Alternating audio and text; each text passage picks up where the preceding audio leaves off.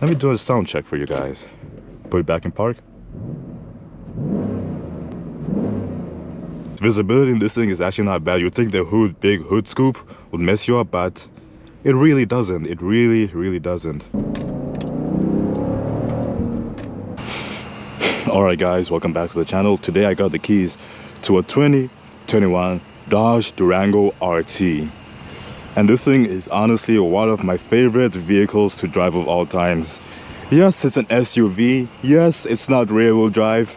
But the 5.7 liter Hemi in this bad boy is fun and exciting to drive. And again, it's the RT, and this little 4 right here stands for all-wheel drive. So it's a nice family car.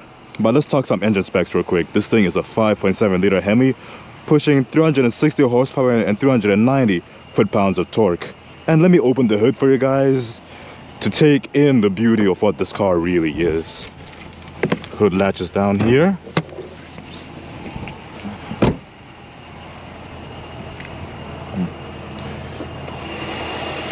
There we go, 5.7 liter Hemi.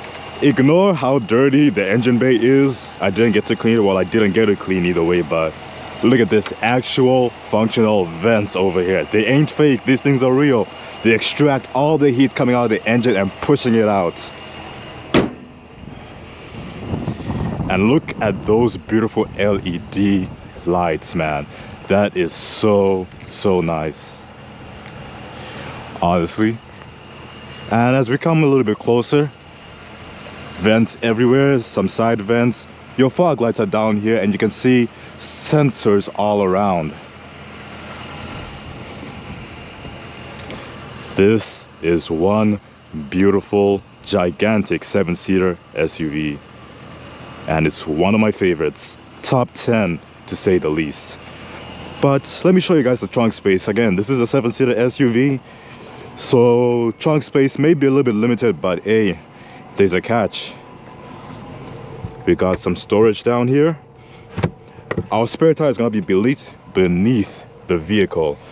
We can fold those seats down for more space, so it's the best of both worlds. We got a 12-volt plug back here as well. If you want to pull your seats back up, grab this and pull. Very nice. Automatic tailgate as well. And this one does have the towing package, so if you see this little bump beneath it, is probably gonna be a hook for you to be able to tow stuff. And our 2 exhaust tips, they're not blacked out. Nothing here on this car is blacked out, but one of my favorite things is that giant light bar. It's like an iconic Dodge symbol, essentially. But hopping into the front, opening the door, you see this interesting trim. I'm not exactly sure what this is. I would swear it was carbon fiber, but if it's not, I'm happy with it either way. Some nice leather all around and red stitching all around as well. Some textured plastic over here, which is very nice.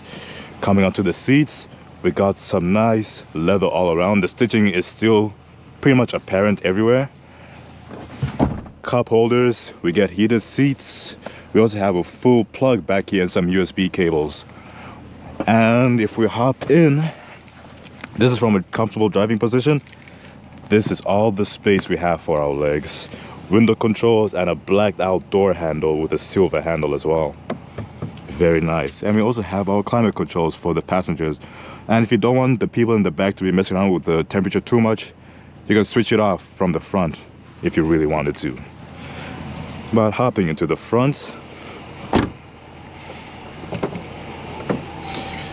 same stitches is always ready.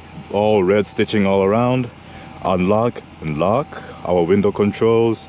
We also have memory seats and our speaker over here as well too. Automatic seats down here as well, so you don't have to worry about dragging or pulling something around. Light controls and also an automatic steering wheel. Like, you don't have to be pulling anything. It's a Durango, man. You gotta be living life a little bit nicer. And hopping inside, black strict stitching all around. Some nice leather and some dotted leather over here for extra grip when you want to be going a little bit faster and a little bit feisty. Gigantic screen that is very responsive. Heated seats, heated steering wheel. We're gonna slap this thing into sport mode. And down here we also get our wireless charging pad, which is honestly pretty damn nice. And let's go into our vehicle. Gonna go to performance. Performance pages are actually pretty damn quick. Okay, so let's put on to dyno so you guys can see how much horsepower we're putting out. And this thing, we do have paddle shifters back here. They are kind of tiny because over here you're gonna get your radio controls on both sides. And over here, as you can see, window controls, high beams, signals, and push this for your wipers. All very simple stuff, but let's put this thing onto the road. 0 to 60 comes in a good 6.2 seconds. And since it's all-wheel drive, you're never gonna spin your tires.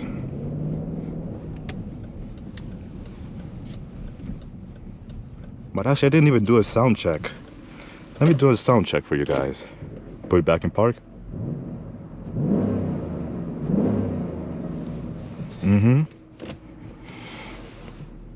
And we're gonna do a quick little acceleration.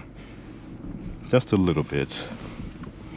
To show you guys how it is. Visibility in this thing is actually not bad. You'd think the big hood scoop would mess you up, but it really doesn't. It really doesn't.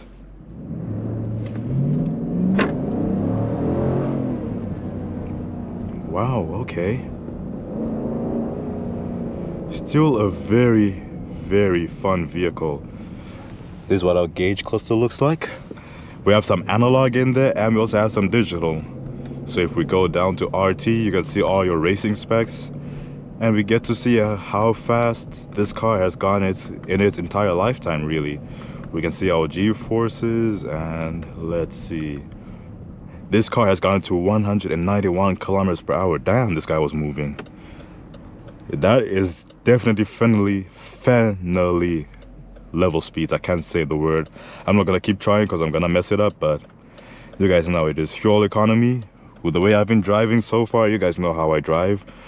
We're at 6.2 liters for every 100 kilometers. But then again, I drive with a very heavy foot and I really don't care about gas too much, so you have to take that into consideration as well. I'm gonna put how this thing handles for gas in the description below, again with all the features and power outputs this thing has. Let's get another engine note.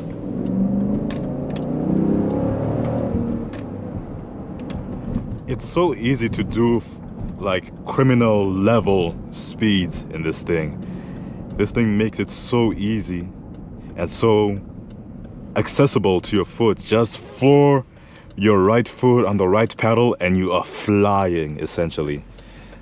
Let me turn on my heated steering wheel. It is kind of chilly out here, so my skin, we're not gonna talk about that. I don't want to talk about that. It's cold outside. That's all you guys gotta know. But let's go to vehicle dynamics. You can see our steering wheel, and this thing is like a good 12 inches. Has Apple CarPlay, Android Auto, and navigation. And I'm surprised. Usually, like in the Dodge Chargers, this navigation and the infotainment system, especially on performance pages, it's much slower. But in the Durango, it's just like bam, bam, bam. It's quick. It's efficient. It's nice. And if you don't want this thing on at all because maybe it hurts your eyes, there's a button to just power off the screen entirely. Make it look beautiful, very nice. There we go. Well, let's try manual mode. Do acceleration to 60.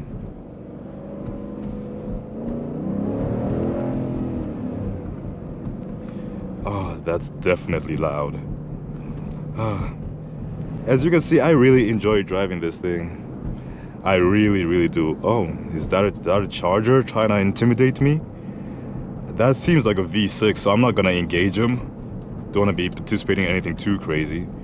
But you guys can clearly see why I enjoy driving this vehicle. But let's talk about ride quality. This thing, yes, it is heavy. Yes, it's a 7-seater, so of course it's gonna have some body roll. But this thing handles pretty well for its size too. Like, this thing is absorbing pretty much everything on the road and is casual about it. But let's remove it out of sport mode, make the transmission a little bit more gentle on me, and just take it easy.